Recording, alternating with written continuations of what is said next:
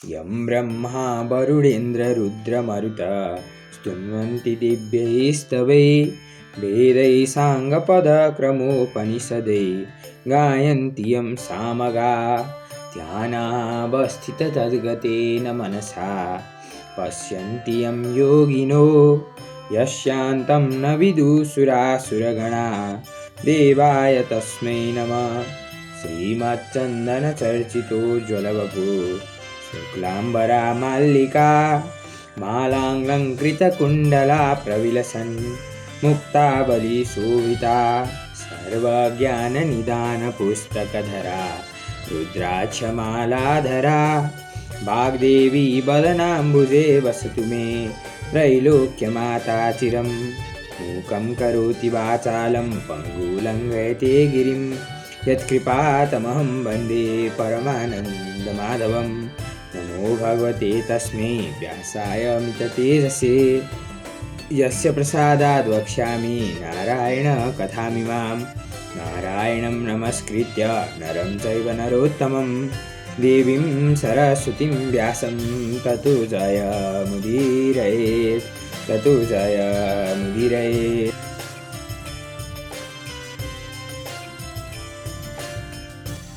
पञ्चमो अध्याय मय दानवको त्रिपुर। कुमारजी आज्ञा गर्नुहुन्छ, हे अगस्त्य मुनि, दक्ष प्रजापतिले 33 कोटी कन्या 33 कोटी देवतालाई दान दिई सबैलाई जुवाई बनाई आनन्दले रहे। हे अगस्त्य मुनि, सतीदेवीलाई श्री महादेवले विवाह गर्नुभएको कुरा भनिसके। अब के सुन्नको इच्छा छ भन, म भन्दछु।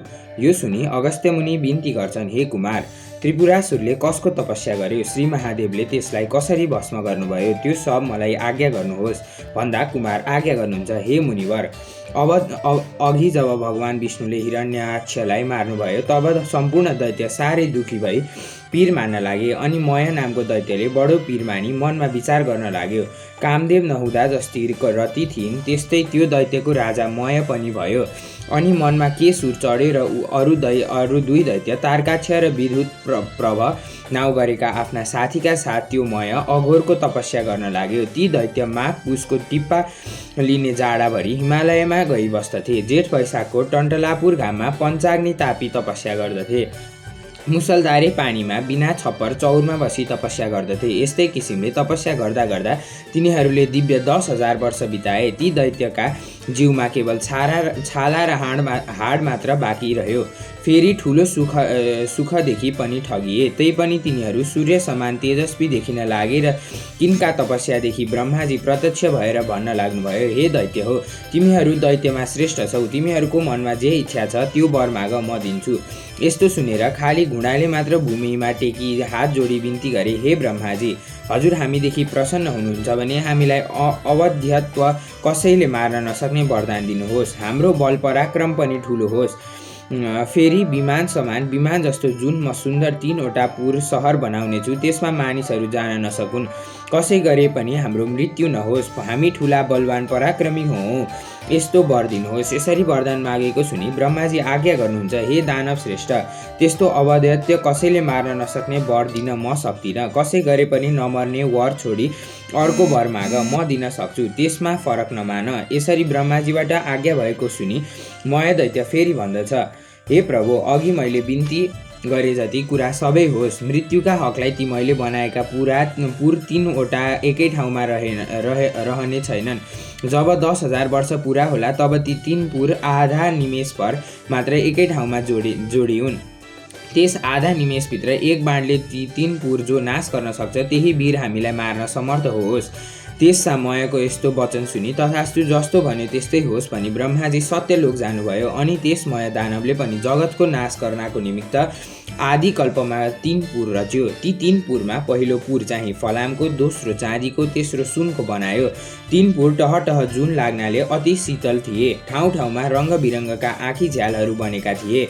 घरका अट्टालीहरू पनि अग्ला अग्ला आँगनहरू पनि कुदिएका, राम्रा सलक्क परेका, ढुङ्गा छापिएका, ठाउँ ठाउँमा सुवर्णले मडेका, सुन्दर पुरद्वारहरू पनि तयार गरिएका, मोती पन्ना मडीहरू ठाउँ ठाउँमा जोडिएका, बिजुलीको झलक जस्ता रत्नहरू चारैतिर फैलिएका, हिरा मोती मुगाहरू जडेका, शिर हावा चल्नाले फरफराएका पताकाहरूले झकिझकाउ घरका लहरहरू पनि रत्नहरूको जडी जडाउले झिल्मिलिएका, सडकहरू पनि सिँगारी अति राम्रा तयार गरिएका, घरहरू पनि थरीथरीका पताका र ध्वजाहरूले सजाइएका तीन विमान रूपपुर बनायो। लाखौं अनमोल रत्नहरू जडेका हजारौं बगैँचा बनाई लहलहाउँदा सबै बिरुवाहरूमा सबै ऋतुका फल र फुलहरू लटरम्म भएका उत्पन्न गरायो। तलाउ पनि हजारौं थरीका कमलका फुलले भरिएको गरायो। यसरी त्रिपुरका दैत्यहरूको घर झकिझकाउ भएको तयार भए। फेरि थरीथरीका मयूर आदि सुन्दर पक्षीगणले शोभित भएको र पुरुषहरूका नक्षखत नङको घाउले गोल स्तनमा खुर्पे चाँदको जस्तो घाउ लागेका, बारुणीले राता आँखा भइरहेका, लाज मानी मुसुक्क हाँस्दा फूल बर्साउने सुन्दरी स्त्रीहरूले व्याप्त भएको त्यो त्रिपुर सहर अति मनोरम देखिन लाग्यो। यस्ता तीन पुरमा जो फलामको पुर मयले बनाएको थियो त्यो तारक नामको दैत्यलाई दियो। फेरि अर्को जो चाँदीको पुर थियो त्यो विद्युत प्रभ नामको दैत्यलाई दियो। जो सुवर्णले बनेको अति उत्तम पुर थियो त्यो राजा मयले आफैलाई राख्यो। अनि त्यो त्रिपुर दैत्य पतिका मन्त्रीहरूले शोभायमान भयो। त्यो दैत्यराज पनि आफ्ना सबै शत्रुहरूका सेनालाई जिती ब्राह्मण वर्ग र भृत्य वर्गले सहित भई स्त्रीहरूका साथ रहँदा अनेक किसिमका सुख पाउन लाग्यो। तिनै लोकको आनन्द लुटेर खुब गम्कदै दैत्यहरूले सम्पूर्ण देवताहरूलाई जितिलियौँ भनी उनीहरूलाई मार्न लागे। उनका बगैँचाका वृक्ष बिरुवाहरू जरै समेत उखेल्न लगाई लिआए। यस्ता प्रकारले देवताहरूलाई दुःख दिँदा धेरै काल बित्यो। तब तिनीहरूसँग इन्द्रादि देवताहरू खुब रिसाएर ब्रह्माजी कहाँ गई ती दैत्यहरूको सम्पूर्ण उपद्रव विस्तार गरे। तब ब्रह्माजीले सबै देवताहरूलाई शान्त गराई आज्ञा गर्नुभयो, हे देवता हो, त्रिपुरासुर दैत्यहरू बडा बलवान छन्, तिमीहरू तिनको नाश गर्न सक्दैनौ। तस्मात् नारायण आदि हामी सबै देवता महादेवका शरणमा जाउँ।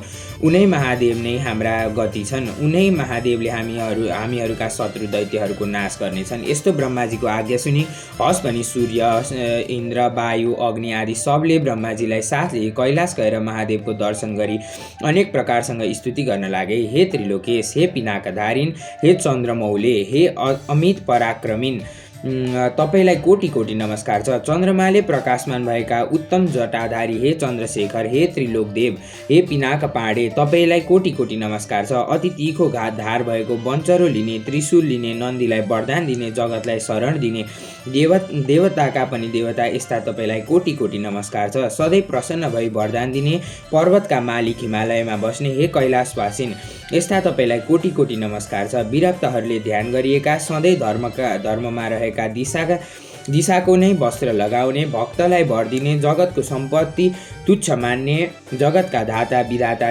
यस्ता तपाईलाई कोटि कोटि नमस्कार छ। परभन्दा पनि झन् पर परमात्मा परमेश्वर तपाईलाई कोटि कोटि नमस्कार छ।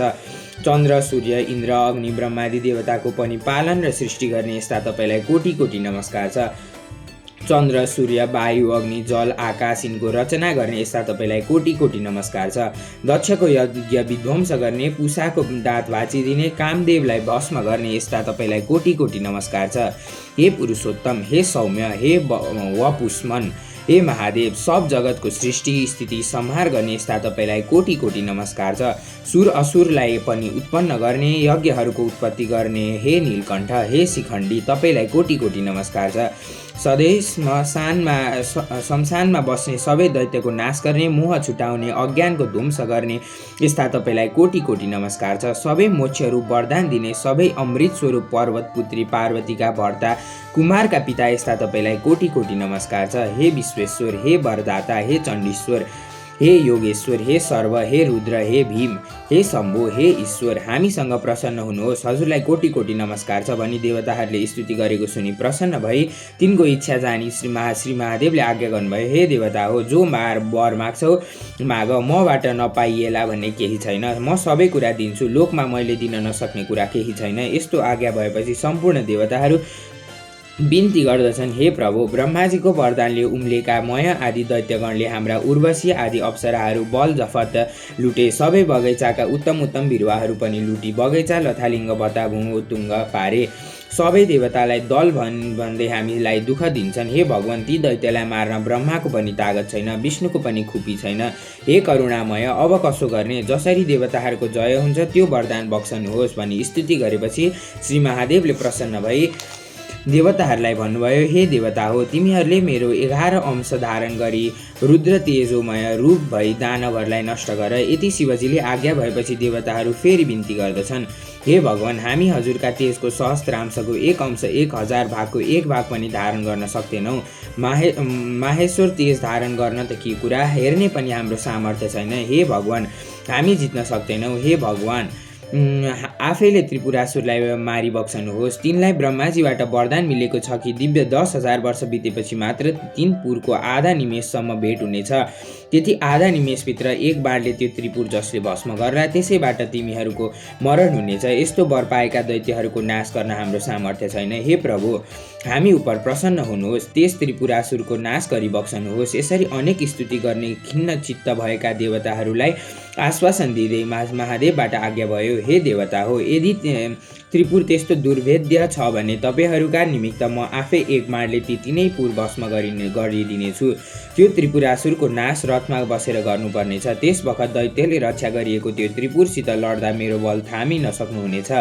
यस कारणले हिमालय पर्वत जस्तै बलियो रथ तयार गर्नुहोस्। यो सुनेर सबै देवता खुसी भई हस् भनी श्री महादेवलाई नमस्कार गरी खुसी भए। हे मुनि श्रेष्ठ, महादेवका निमित्त विश्वकर्माले सम्पूर्ण देवताले युक्त भएको सुवर्णमय रथ तयार गरे। त्यस रथको दायाँ चक्र सूर्य भए, बायाँ तर्फको चक्र चन्द्रमा भए, दायाँ चक्रमा 12 सूर्य भूषण बनाइए, बायाँ चक्रमा 16 कला 27 नक्षत्र भूषण गराइए।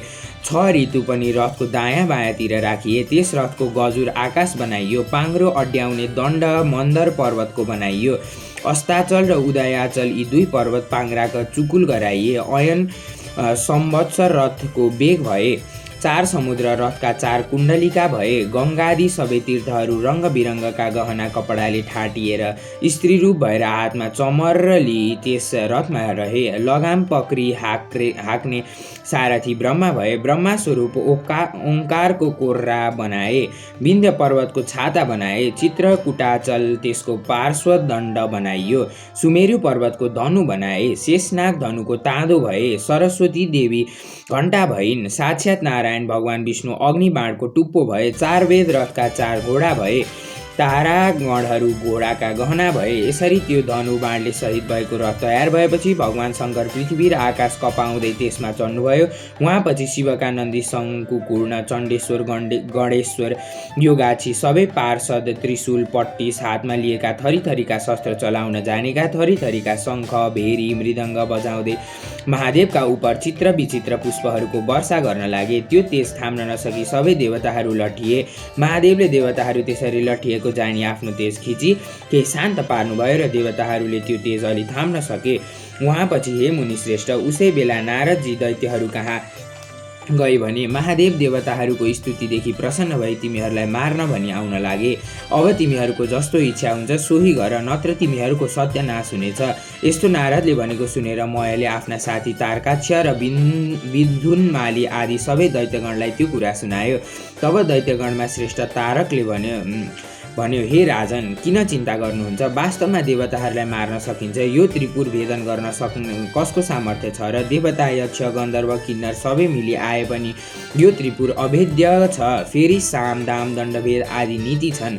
जित्न भनेर आइलाग्ने बलियो शत्रुलाई पराक्रमले जाइ लागि दण्ड दिनु पर्दछ। यसरी राजा तारकले भनेको सुनि विद्युन्माली भन्दछ, हे राजन, बलहीन देवताहरू हामीसित केही गरे पनि भिड्न सक्दैनन्। त्यही पनि तिनीहरू मूर्ख्याइले हामीसित लड्न आए भने अवश्य मारिनेछन्। हे राजन, चिन्ता के को छ? लडौँ, सबै देवतालाई जिती तिनै लोकको इन्द्र पद भोग गर्नुहोस् अनि हिरण्याक्ष हिरण्यकश्यपु जस्तो भएर 14 भुवनको सम्पत्ति भोग गरी तिनीहरूको काठमा पुग्नुहोस्। यसरी विद्युन्मालीले भनेको सुनि मय भन्दछ, हे दैत्यवीर हो, अब हाम्रो नाशको बखत भयो भनी बारम्बार शिर कपाउँदै फेरि पनि भन्दछ, यदि शत्रु जोडको छ भने मात्र त्यससँग साम दाम गर्नुपर्दछ। जो सबैको जगतको मालिक प्रभु ईश्वर छन्, उनै महादेव देवता र हामीहरूका पनि स्रष्टा हुन्।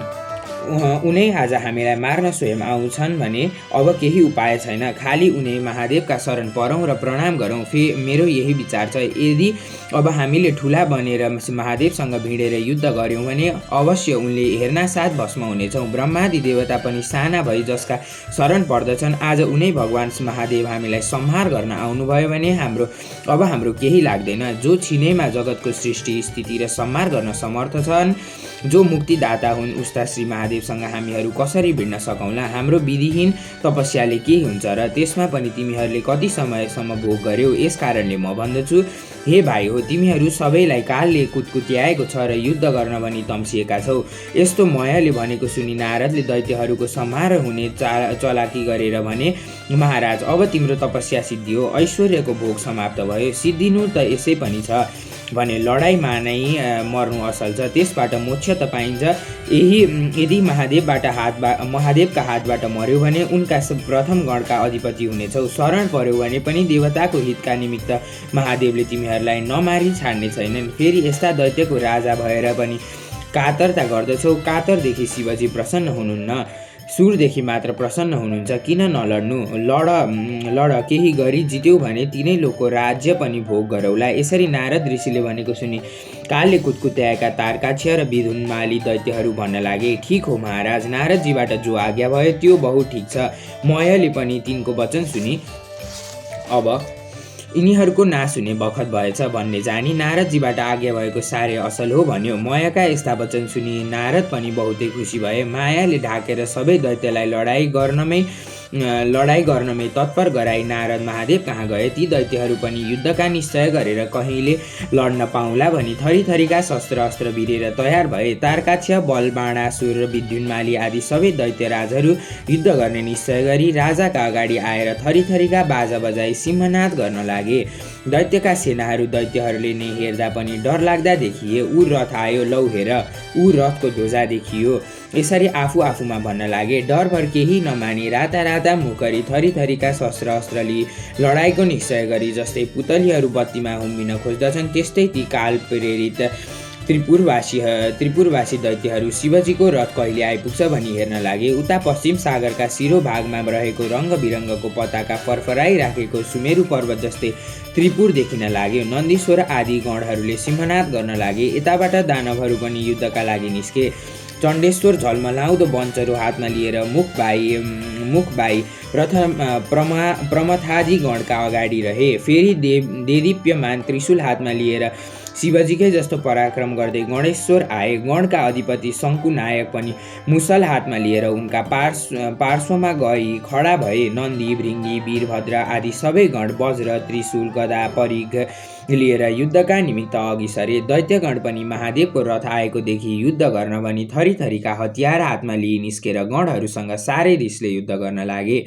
तब महादेवले अब यति भएपछि त्रिपुर डढिसक्यो भन्ने सम्झी हाँस्दै लड्न तयार भएर ठुलो सिंहनाद गरी युद्ध गर्न लाग्नुभयो। नन्दी पनि महाबली दैत्यगणसँग युद्ध गर्न लागे। भृङ्गीले पनि 10 बाण छोडी विद्युत प्रभालाई भेदन गरे। फेरि राता आँखा गरी शिलाले ठोक्दा पनि त्यसलाई केही भएन। भृङ्गी र रिटीले त्यसको पिठ्युमा प्रहार गरे। तब त्यसले पनि पूर्ण फुङ्कार गरी शूलले भृङ्गी र रिटीमाथि प्रहार गर्यो। त्यसको चोट खप्न नसकी भृङ्गी र रिटी त्यहाँबाट भागे। त्यस दैत्यराजले तिनीहरूलाई जिते उपरान्त गणनायक गणेशका काँधमा 1000 बाण छोडी छिया पार्यो। फेरि 63 पल्ट 10 बाण छोडी गणेशका मर्ममा घाउ गरायो। तब गणेशजी खुब रिसाएर आफ्नो सुँड पसारी त्यसका गर्दनमा बेरी परक्क निमोठी मत्ता हात्तीले कमलको फूल सुँडले बेरी तलाउबाट उखेली फ्याँके झैँ गरी विद्युत प्रभको शिर उखेली फ्याँकिदिनु भयो। शरीरबाट छुटिएको त्यो शिर तलाउबाट छुटिएर हात्तीका दाँतमा अड्केको कमलको फूल झैँ देखियो। त्यो देखि भृङ्गीले नाना प्रकारले गणेशजीको स्तुति गान गरे। तब नेमी र बल दुई दैत्य रिसले चुर भएर आई गणेशलाई मर्ममा बाण छोडी घाउ गराउन लागे। शङ्कु कर्णले तिनलाई बिचैमा रोकी तिनका ध्वजा र सारथी घोडा सब काटी तिनलाई विरथी गराए।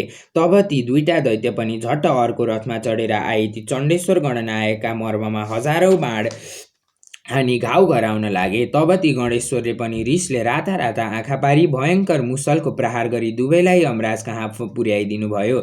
अनि पछि त्रिपुरवासी जो ठुला ठुला दैत्यहरू थिए ती सब रिसाउँदै बराबर लुडा निस्केर नाना प्रकारका बाण ब्रज त्रिशूल र बन्चरो लिएर महादेवका गणमाथि झम्टी घनघोर युद्ध गर्न लागे। शिवगण पनि शिवको आज्ञा पाएर जस्तै उन्मत्त सिंहले मृगहरूलाई भड्काउँछ त्यस्तै गरी दैत्यका सैन्यलाई भड्काई बारम्बार छिन्न भिन्न पारी मार्न लागे। दैत्यहरूमा कसैका शिर छैनन्, कसैका गिण्ड छैनन्। यस्तै रीतले तिनीहरूको नाश हुन लाग्यो। रगतको नदी बगे झैँ भयो। हावाले छिन्न भिन्न भएको मेघ झैँ र वज्रको तोडले चकनाचुर भएका पर्वतहरूको टुक्रा झैँ झर्दै सब दैत्यहरू पश्चिम समुद्रमा पर्न लागे। जब नेमी र बल नामक दैत्यलाई शङ्कुकर्णले मारे भन्ने दैत्यहरूले सुने तब रिसले चुर भएर तारक नामको दैत्यले पुरदेखि निस्की गणनायकहरू माथि झम्ट्यो र अनेक प्रकारले बाण वर्षा गर्यो। तब गणनायक शङ्कुकर्णले पनि त्यस महाबली दैत्यका शिरमा प्रहार गरी सिंहनाद गरे। जब त्यो दैत्य केही ढलमलिए जस्तो भयो तब झन् त्यस दैत्यमाथि भालाले प्रहार गरे। अनि त्यो तारक दैत्यले पनि रिसले जुर्मुराउँदै उठेर चक्र प्रहार गर्यो। गणेश्वर शङ्कुकर्णले पनि मुड्कीले नै खुब पीडा पर्ने गरी त्यसलाई हाने। शङ्कुकर्णको मुड्की खाएपछि त्यो मूर्छा परी भूमिमा पल्ट्यो र हतियारहरू छाडी त्यो दैत्यराज चोट खप्न नसकी मृत्युमा प्राप्त भयो। यसरी त्यसलाई मारेको देखि दानवहरूले उठाई मयका दरबारमा लिएर आई सारा हाल सुनाई विलाप गर्न लागे। तब ती रुन लागेका दैत्यहरूलाई सम्झाइ बुझाइ मयले भन्यो, फेरि मेरा घरमा अमृतको कुण्ड छ, त्यसैमा दैत्यहरूलाई चोबी बचाऊ। ती दैत्यहरूले हस् भनी प्रसन्न भएर अमृतमा चोबी दैत्यपति तारकासुरलाई जियाई र मरेका अरू दैत्यहरूलाई पनि बचाइदिए। अनि खुसी भएर मयलाई शिर नुहाई प्रणाम गरे। तब त्यो तारकाच्य फेरि तुरुन्तै सङ्ग्राम भूमिमा आयो र ब्रह्माजीले देखि आफ्ना बायाँ हातले त्यस दैत्यलाई देखाई भन्न लाग्नुभयो, हे महादेव, त्यो दैत्य अघि मरेको थियो, अहिले फेरि बाँचेर आएछ। मयका घरमा अमृत छ, त्यसैले दैत्यहरूलाई बचाउँछ। हे शम्भो, यसको घरको अमृत छौन्जेल त्यसले मरेको दैत्यहरूलाई बारम्बार जियाउनेछ। यस कारणले बाण प्रहार गरेर त्यो अमृत सोसिलिनु पर्दछ। उता लगाएछ भने मैले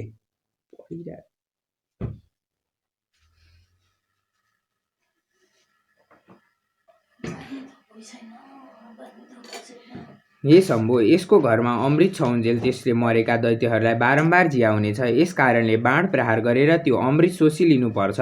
यस्तो सुनि श्री महादेवले बाण प्रहार गरी अमृत सोसिलिनु भयो र त्योदेखि ब्रह्माजी बिन्ती गर्नुहुन्छ, हे देवेश, अब यो बाण चाँडै छोड्नु भए शत्रु नाश होला। यी पुर आधा निमेषभर जोरिएर फेरि अलग हुनेछन्, यसै बेला बाण प्रहार गर्नुहोस्। यी पुर जोरी अलग भएपछि फेरि बाण छोडे पनि केही हुने छैन। हे भगवान, यदि मेरो बिन्ती लाग्छ भने बाण प्रहार गर्नुहोस् र यो त्रिपुरको नाश गर्नुहोस्। यस्तो ब्रह्माजीले भनेको वचन सुनि श्री महादेवले लौ हुन्छ भनी त्यो उग्र बाण धनुमा चढाई धनुतलमाथि झुकाउनु भयो। दिव्य 10,000 वर्ष पुगेपछि आधा निमेषका निमित्त त्रिपुर जोडिएको मात्र थियो।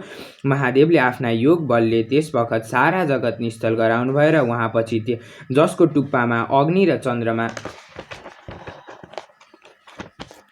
थिए त्यो नारायण रूपी बाण प्रहार गरिहाल्नु भयो। त्यो बाण महादेवले प्रहार गर्नासाथ त्यस त्रिपुरका घरहरू चारैतिर डर्न लागे।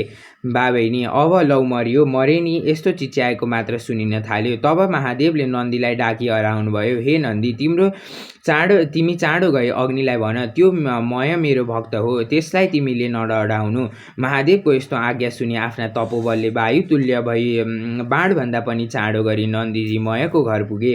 उहाँ गई देखे मय दैत्य शिवलिङ्ग अगाडि राखी शिवको ध्यान गरी बसिरहेको छ। तब नन्दीले बोलाएर तिमीलाई अग्निले जलाउने छैन भने र त्यसले गणलाई नमस्कार गर्यो। उसै बेला अग्नि पनि त्यहाँ आइपुगे र उनलाई नन्दीले महादेवको आज्ञा सुनाइदिए। तब अग्निले मयलाई भने कि अब यहाँबाट तिमी चाँडै निस्क। मय पनि हस् भनी सुवर्णमय सुनको शिवलिङ्ग लिई उति नै खेर पातालमा गयो। नन्दीले पनि फर्की सबै विस्तार महादेवसँग बिन्ती गरे र त्यसपछि त्रिपुर भस्म हुन लाग्यो।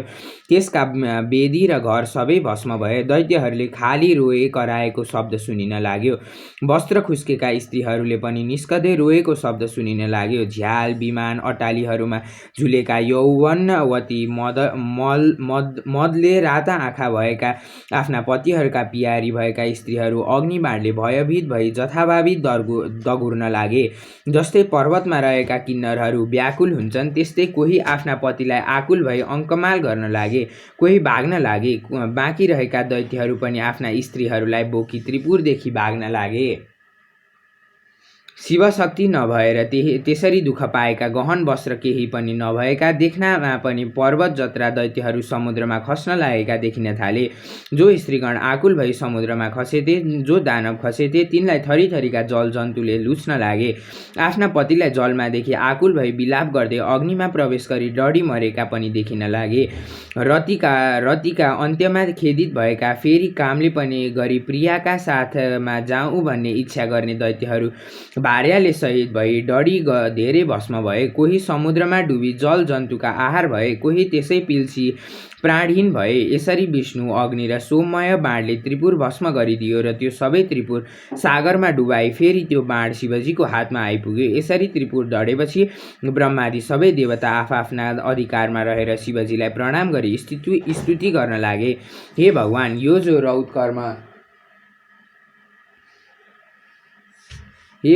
यो जो रौद्र कर्म डरलाग्दो काम आज हजुरले गर्नुभयो त्यो अरू कोही गर्न सक्दैन। आज हजुरले दैत्य मारी त्रिपुर भस्म गर्नुभयो। हे महादेव, हाम्रो आपत्ति हर्नुभयो। सबैतिर सधैँ स्थिर भएर रहने यस्ता हजुरलाई नमस्कार छ।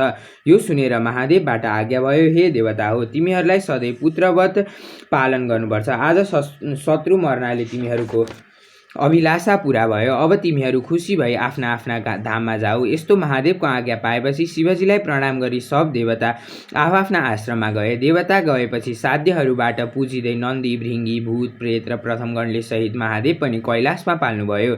हे मुनि, कसैद्वारा वर्णन गर्न नसकिने त्रिपुर दाह मैले वर्णन गरे। जो शिव भक्त मनुष्य प्रसन्न भई यसको पाठ गर्ला त्यो पापदेखि रहित भई अन्त्यमा देवता भई स्वर्गलोकमा रहला। इति श्री स्कन्द पुराणे केदारखण्डे माघ महात्म्य कुमार अगस्त्य संवादे श्री सुस्तानी परमेश्वर्या व्रतकथायां त्रिपुर दहन वर्णनम नाम पंचमोऽध्याय।